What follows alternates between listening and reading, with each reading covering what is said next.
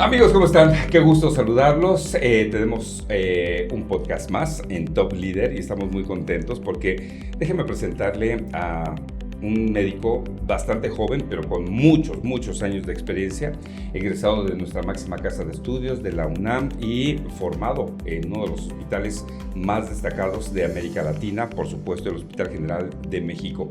Él es cirujano plástico, estético y reconstructivo.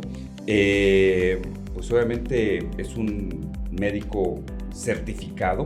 Vamos a platicar con él de, pues obviamente, temas muy interesantes, los que nos incumbe a los pacientes que queremos hacernos algún tipo de trabajo. ¿Qué debe de saber el paciente cuando uno tiene que ir con un médico certificado para hacer algún tipo de, pues, algo en nuestro cuerpo, en nuestra cara?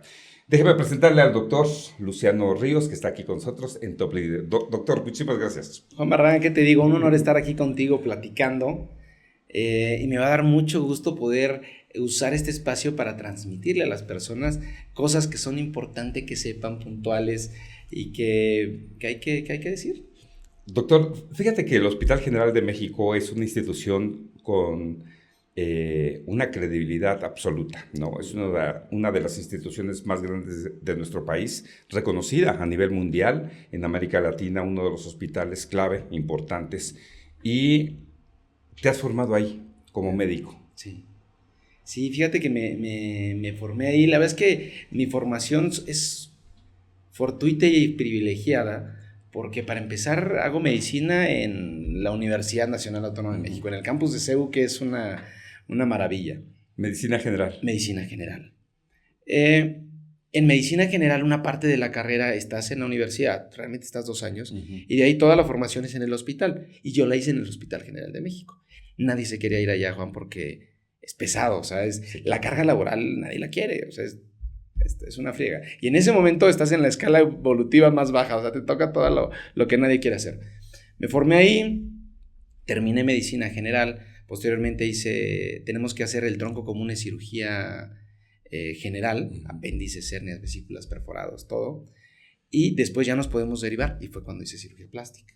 Ahí tú veías, por ejemplo, veías a tus compañeros que estaban haciendo otro tipo de cirugía. Sí. Ahí decides tú, ¿en qué momento decides ser cirujano estético y reconstructivo, cirujano plástico? Cirujano plástico. Yo quería ser cirujano, pero la verdad es que en ese momento mi visión no era tan amplia, no la tenía tan amplia. Entonces yo dije, yo quiero ser cirujano. Entré a cirugía, y en cirugía pues son 12 quirófanos que están, pero los de cirugía tienen uno, los de plástica tienen otro, los de cardio tienen otro, y así están. Entonces vas viendo lo que hace cada quien. Y yo, en mi programación habitual como cirujano, era hernias, vesículas, y de repente en algunas otras algo de cuello, cositas así. Pero veía el quirófano de plástica y la verdad es que a mí me decía, ¿qué onda con esos compadres? Porque en su primer cirugía metían un niño con el labio abierto, y lo reconstruían padrísimo. Después metían alguna cirugía estética y les quedaba de lujo. Más tarde, un paciente que había perdido 70 kilos y también lo hacían. Y se me quedó muy grabado que nosotros en cirugía general, como que éramos muy celosos, no queríamos dejarles ahí que ellos sean los buenos. Pero yo recuerdo cómo reconocíamos cuando un paciente estaba muy delicado o las heridas eran muy severas, decir, ya, háblale plástica ya. Ellos lo van a venir a resolver, no podemos con esto. Entonces me gustó la idea, me atrajo demasiado cirugía plástica, y te puedo confesar que al día de hoy no me imagino haciendo ninguna otra especialidad que no sea esta. ¿El sueño de ser médico de dónde viene? El sueño de ser médico es peculiar porque en mi familia todos son abogados, pero yo era un niño enfermizo, yo tenía asma, y el asma es bien escandaloso, o sea, te asfixias, pero aparte ves la cara de tus papás y eso el doble de angustiante, porque ellos piensan que te estás muriendo, y a lo mejor sí, pero así es. Y yo vivía en un pueblo muy pequeño en Guanajuato, entonces era, córrele, agarra un carro y vete a México. 3 horas de camino más o menos. Pero yo veía que cuando llegábamos ahí, todos descansaban mis papás, descansaba yo, y era, entonces admiré mucho y respeté mucho esa profesión. O sea, yo decía, son increíbles, y siempre quise ser médico desde niño, nunca tuve otra visión, pero quería ser el médico que operara. Y ya fue como decido operar, y ya después me encuentro con esta otra área, y así es como termino aquí. Ahora,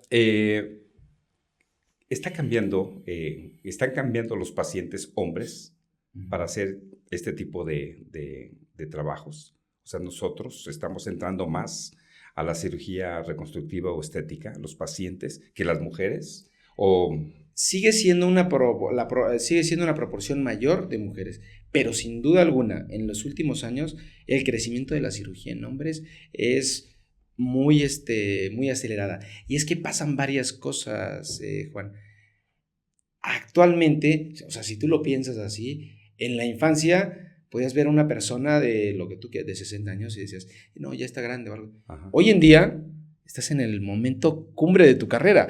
O sea, yo creo que estás desarrollando a lo que te formaste, a lo que hiciste, estás disfrutando la vida. Si decidiste hacer familia, ya la tienes. O sea, eso es un momento muy pleno. Uh-huh. Entonces no te puedes ver viejito. Yo tengo muchos pacientes hombres que, ¿sabes?, se dedican a ventas. Y me dicen me han hecho un análisis. Me dicen, ¿sabes qué, Luciano? Llevo 40 años vendiendo lo que tú quieras. Nadie me gana. Yo me conozco todo. Pero cuando veo a un cliente y como que veo que me llama, como que me dice, usted ya no me va a atender, o sea, como que sienten que no. Y me gana la venta un muchachito que no tiene idea de lo que está haciendo. Se hacen algunos procedimientos y el objetivo es hacerlo bien. Un objetivo de rejuvenecimiento facial, ya sea quirúrgico o no quirúrgico, depende de lo que necesiten. El objetivo es hacer lo que se vea lo más natural posible. Yo le digo a mis pacientes, te vas a ver de tu edad, pero muy bien, mucho más fresco, descansado. Ajá. Eso es lo que tiene que verse. No te voy a generar un rostro o una silueta, una figura falsa, porque eso nunca se va a ver bien. Entonces hay que hacerlo bien, pero sí, sin duda alguna la cirugía en hombres va en aumento, pero yo creo que es una de las condicionantes que está presentando. Y qué bueno que recomiendas, doctor, porque hay pacientes seguramente que dicen, yo quiero así. ¿Qué les dices a ellos? No. Es que yo quiero la nariz como Cyrano de Bergerac. Y tú, no.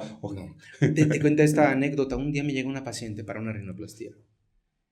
Y me dice, ay, doctor, no, sí, ya prácticamente ya estábamos listos para la cirugía. Pero al final me dice, ay, doctor, pero quiero que me la deje así. Y me enseña una foto de una Barbie de plástico.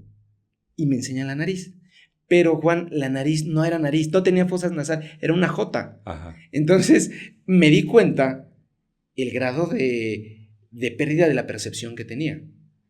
Y aparte, pues la paciente no tenía ninguna relación con ese tipo de cara. Entonces, por supuesto, le dije, no. Te voy a decir, sí la operé, no llegamos, por supuesto, a esa nariz en J, pero sí es bien importante hacerles entender qué es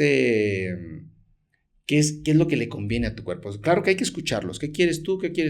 Y siempre guiarlos. Mira, ahí está esta variedad de cosas que nos pueden servir en ti y que se van a ver bien. Pero te decía, también hay pacientes, yo te puedo decir, la mayoría de mis pacientes me sigue y me va a buscar por eso, porque saben que mi trabajo va a ser eso. Los voy a cuidar, va a ser muy estilizado, va a ser elegante, va a ser armónico. No vamos a hacer cosas tan extrañas. Porque hay gente que no sé por qué le gusta hacer cosas extrañas. Pues sí, la recomendación del médico tiene que ser muy importante. Doctor, ¿cuál es la diferencia entre médico estético o cirujano estético y cirujano plástico? Eso, Juan, es un tema fundamental. Yo pienso que cuando una persona se va a someter a un procedimiento cosmético, estamos hablando que es una paciente previamente sano, es un paciente sano. Entonces debe correr los menores riesgos posibles. Si tus riesgos son altos, no te esperes, no te hagas nada, cálmate, no hay necesidad. Pero si vas a hacer un procedimiento, hazlo bien. La diferencia está en la formación. Un cirujano estético es un médico general. Nosotros cuando somos médicos generales tienes que pasar un examen, que es el ENARM, para poder hacer especialidad. Uh-huh. Entonces, el cirujano estético no presentó ese examen o no acreditó ese examen y no pudo hacer una especialidad. Entonces hacen cursos, hacen diplomados, pero en unas escuelas que no son avaladas. Pero te voy a decir, su curso para convertirse en cirujano y poderte operar y meterte cuchillo, tú puede durar 6 meses o 1 año. Uh-huh. Y ninguno de estos cursos está en un hospital serio. O sea, que me digas, están en el IMSS, están operando en el siglo XXI. Ninguno, por supuesto que no. Y un cirujano plástico, después de hacer medicina, hace cirugía general y después hace cirugía plástica. El total de su formación en hospitales son 14 años. Entonces, la diferencia en formación es importante. ¿Y por qué va a ser importante? Si a lo mejor él dice, pues yo le hago la liposucción. Sí, nada más que él debe tener, cuando haces un procedimiento debes tener la capacidad de hacerlo, pero también debes de tener la capacidad de resolver la complicación. Y ahí es donde ellos no van a poder con eso, porque jamás estuvieron en un hospital y vieron cómo se comporta un paciente perforado. Jamás lo vieron. Entonces, sí es importante que el paciente, una vez que decide hacer un procedimiento, verifique. Es muy válido que verifiques que tu médico sea un cirujano plástico y que esté certificado. Pues qué interesante, doctor. La verdad que es herramientas muy poderosas e importantes para nuestro público y sobre todo conocer a un doctor con tanta experiencia y sobre todo, me llama mucho la atención que se haya formado en el Hospital General de México y se siga formando y sigas trabajando ahí porque la cantidad de casos, las habilidades son inmensas las que se desarrolla un médico con... Yo comencé ahí, Juan, cuando salí. Tuve la fortuna que al salir yo como cirujano plástico, a los 4 meses me dicen, oye Luciano, queremos que regreses, queremos que te quedes ahora como profesor. Y yo yo fui muy sincero conmigo, dije, sí, soy ya cirujano plástico, pero soy un novato todavía en este campo. Entonces yo dije, me voy a terminar de formar aquí. Es el hospital que más cirugía plástica opera en Latinoamérica. En Latinoamérica, entonces dije, no hay un mejor lugar donde yo me pueda entrenar que aquí. Entonces lo hice, pero me di cuenta. Actualmente yo llevo varias cosas, pero una de ellas es un hospital escuela, entonces ahí se están formando cirujanos plásticos. Yo soy su coordinador de educación, soy su profesor. Entonces, al entrenar a estos médicos, que todos son muy picudos, son los mejores en su hospital, en su año, en todo esto, ellos me van forzando a mí, me van empujando. O sea, si yo les voy a enseñar, no les puedo enseñar cosas arcaicas, tengo que estar con las nuevas técnicas, con las nuevas tecnologías, tengo que estar evolucionando con ellos y eso me encanta, me empuja.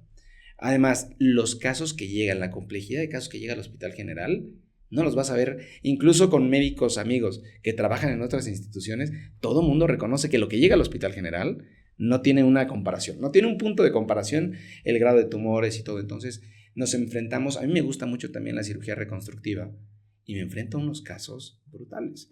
Yo siempre le digo a mis amigos oncólogos, ir con ustedes es una moneda en el aire. Sé que voy a entrar, no sé a qué hora voy a salir y no sé qué voy a hacer, porque pueden necesitar quitar un pedacito, un pedazote.